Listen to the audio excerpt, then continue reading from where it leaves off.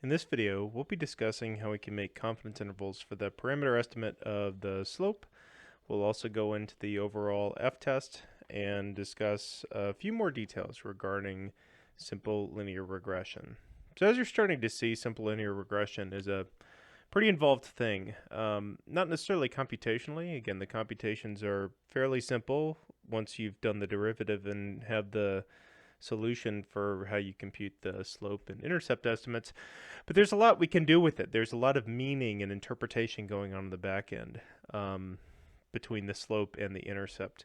I know we're taking our time in it through class, but know that in use, this is a little bit quicker. We run the model in R, we pull the parameter estimates, I check significance, and anything that's significant I go on and interpret. So all said and done, this takes a couple of minutes to do in real life, though I know we're taking our time a little bit more. 95% confidence interval, remember, gives us the reasonable range of values. In this case, we're going to be looking for the reasonable range of values for the slope. So this is going to be the 95% confidence interval for the slope parameter that we're going to be talking about. Now remember, we just finished talking about the hypothesis test. Once I have the details for the hypothesis test, the point estimate, the standard error, the critical value to compare to, I can pretty easily put together my confidence interval. So I've got the point estimate plus or minus the critical value times the standard error, just like all of our other confidence intervals. This one's no different, and I think I mentioned earlier in the semester that this is going to be the general form for confidence intervals, even with really fancy statistics. So anything that has a statistical distribution, this is how we calculate the confidence interval for it. Notice we're still using the two-sided t-distribution, and this whole back-end piece, the t times the standard error, the critical value times the standard error, is called the margin of error. I know we've been using this all semester, but it's worth reminding.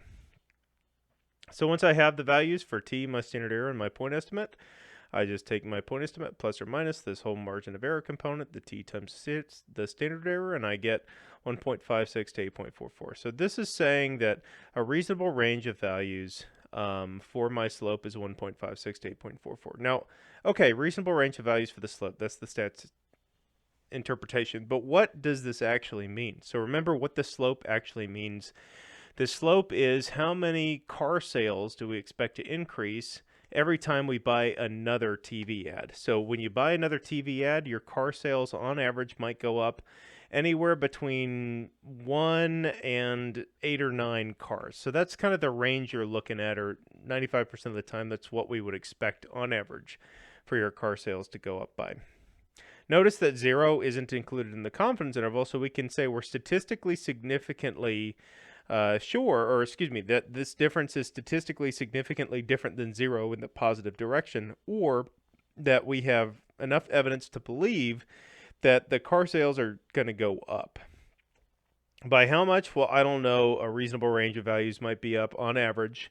Remember, the up on average is the interpretation of the slope, and then the reasonable range would be 1.5 to 8.5 cars, but 1.5 cars doesn't make any sense, so I'll round down to the next low sensible value of 1 car to about 9 cars. So reasonable range, 1 car to 9 cars, maybe 2 cars to 8 cars on average per day. Per day. That's what I would expect you to sell if you got one more TV ad. Now, I mentioned we can do an overall test just like the ANOVA where we run the test. The ANOVA construction is exactly the same. Notice that we have MSR instead of our MS between from ANOVA. Now, this is going to test the whole model, and in simple linear regression, this test is going to turn out to be the same thing as our test of the slope. In fact, the statistics are the same if you calculate the F statistic, the F test statistic, and the T test statistic from the slope. If you square raised to the second power that T test statistic, you get this F test statistic. So these literally are mathematically the same. The p-values are going to be identical, so all of this is the same. Again, I don't like this phrasing of the null and alternative hypothesis for the overall F test. I would say there's something in the model that's not 0 is the alternative. But again, this is true for simple linear regression because there's only one parameter or one independent variable in the model, that's x, and there's only one parameter that has to do with that independent variable, that's beta 1. One note, we have n minus 2 degrees of freedom for simple linear regression. In general, this will be n minus the parameter number of degrees of freedom, where we've got two parameters. We've got beta 0 and beta 1. All right, so once I get here, I find my critical value, or I look at the p-value. Either way, in this particular case, regression has 1 degree of freedom, and the MSE has 3 degrees of freedom. My cutoff then is going to be 10.13. I see that calculating my test statistic, I get 21.43. So because it's bigger than that critical value, I'm going to make a conclusion that this is statistically significant. That is, there's something in the model that relates to the outcome, or some combination of things in the model relate to the outcome. Again, because we only have one independent variable in the model, this is kind of a bit redundant, but do pay attention, do keep in track with this, because as we move on to the multiple regression, this is going to be unique, where we test all of our independent variables at the same time. Now, it's really important to say, I'll remind again, correlation is not causation. So just because we find a relationship between x and y, and incidentally finding a significant slope in simple linear regression is literally identical to saying we have a statistically significant correlation. So just because you have correlation doesn't mean you have causation. Remember, cause and effect don't come from the statistic, they come from the study design. So we'd have to look at the study design to determine if there is a cause and effect relationship. And the other thing to consider here is that significant relationship does not imply that there's a no relationship. So let's say that I turned out to have that I couldn't reject the null hypothesis, that I couldn't reject that there's no slope. That is, no evidence of a slope in this case. That does not mean no relationship between the independent variable and the dependent variable. What that means is no linear relationship. That is, I could have a not statistically significant model. My f would show not statistically significant. My slope would show not statistically significant. It looks like nothing's going on. But if I drew a graph, maybe I'd see something really, really clearly not linear. So that is completely an option that does happen. And so you have to remember that what we're testing thus far is for a linear relationship. Regarding point 2, this is kind of the analogous to what I was saying, except the opposite direction. Just because you do have a significant relationship doesn't mean that it's necessarily linear. And I want to be careful here. When you have a statistically significant relationship using the tests we just talked about, that does mean there's a statistically significant linear relationship. What that does not mean is that linear is the best type of relationship. So if I had like an increasing curve, let's see if I can draw this out very poorly here. So if I had like an increasing curve of dots, something like this, and I drew a line on it, well, this might be statistically significantly positive in a linear relationship. I might find a linear relationship between x and y. What this second bullet point is saying is, even though there may be enough evidence to determine a linear relationship in y, that's certainly not the best relationship between x and y. In fact, we can see here that something that has a curve to it would be a much better relationship between x and y than something that's a straight line. So that's what this second bullet point is saying. All right, so we just finished talking about doing a confidence interval for the slope parameter. That is, what's a reasonable range of values for the slope? But one thing that's really nice about regression is that it allows us to do some prediction as well. So when we do prediction, that is, we predict a point, we can definitely predict, let's say, well, how many cars will I sell if I had 3 TV ads or something like that. So I can make that kind of prediction, but then I also know that my prediction isn't perfect. So it's sometimes nice to have a confidence interval or an interval around the predicted value to know just how wide I should expect my prediction to be. That is, it's not going to be perfect, but how far off is it, and what's a reasonable range of values to predict? So there's two kinds of these that we can make, and it gets really confusing. So this is very, very important, the distinction here. The confidence interval represents a prediction for a point that is meant to be a group average. So if I'm predicting, let's say I'm gonna have all of my stores I'm going to run 3 TV ads, and I want to predict the average number of cars that I'm going to sell across all of my stores. So I'm predicting the average of a group. That is what we call a confidence interval. Let's say I want to look at an individual store, though. When I want to look at the interval for a predicted value for an individual store, that is, I'm going to run 3 TV ads. How many cars do I think this single store will sell? That's what we call a prediction interval. So confidence interval predicts or gives a range of values for a group mean. Prediction interval gives a range of values for an individual value. Now note that because a group's average is going to be relatively stable to an individual, which may just randomly score high or low, the range of values for an individual store is going to be relatively wide in compared to the range of values for a mean. The equation for these is going to look identical. All that's going to change is the standard error for each one of these. The top is the standard error for the group mean that we're predicting. The bottom is the standard error for an individual prediction, SPRED for prediction interval.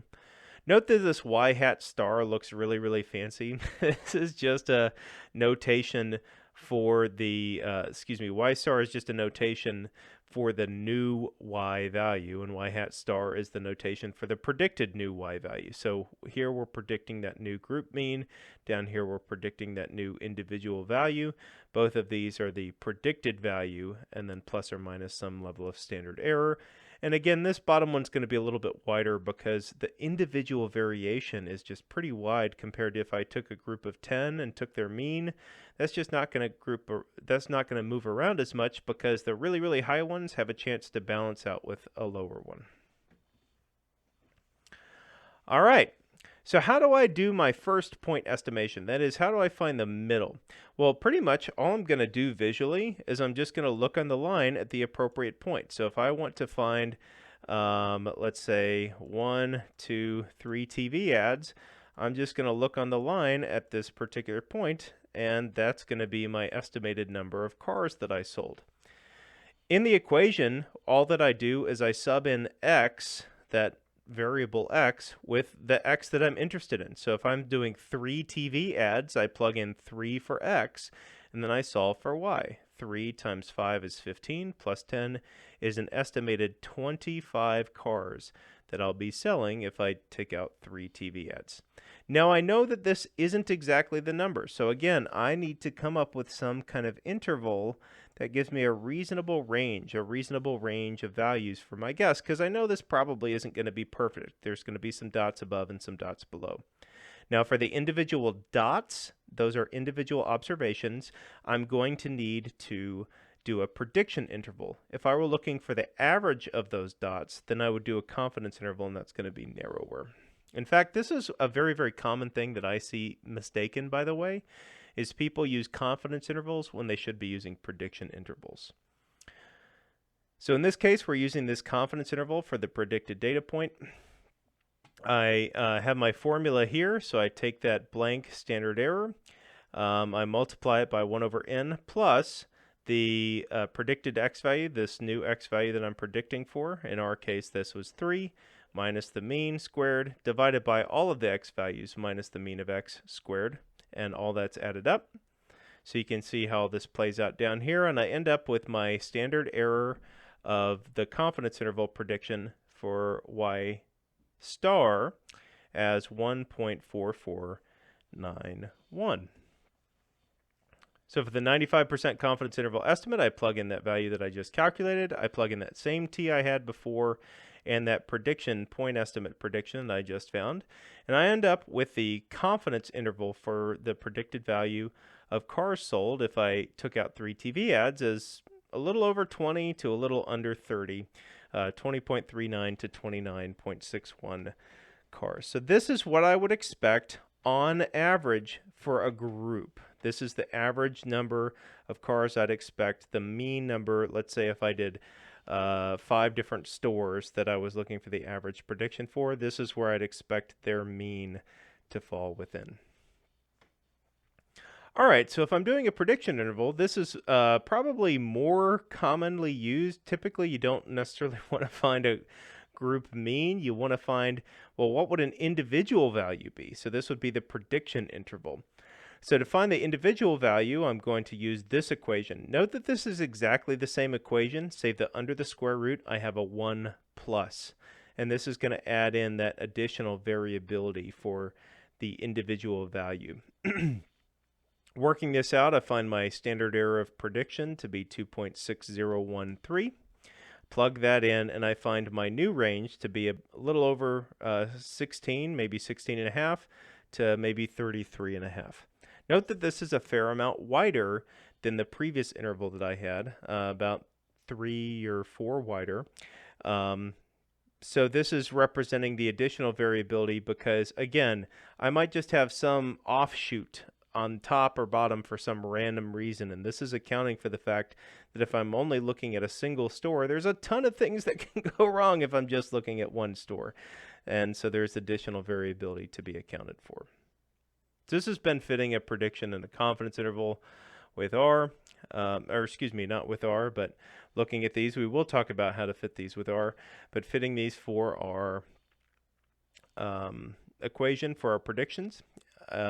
Predicted value, whether it's a predicted group mean or a predicted individual value. And it's also been looking at the confidence interval for these slopes. So remember, all these confidence intervals are still confidence intervals. A confidence interval just says it's a reasonable range of values. That's what you should hear when you hear confidence interval. So what we're talking about is a reasonable range of values for 3 different things. A reasonable range of values for the slope parameter, a reasonable range of values for a predicted mean of a group of things that might have that particular x value, and then this last one is a reasonable range of values for a predicted data point that might have this x value.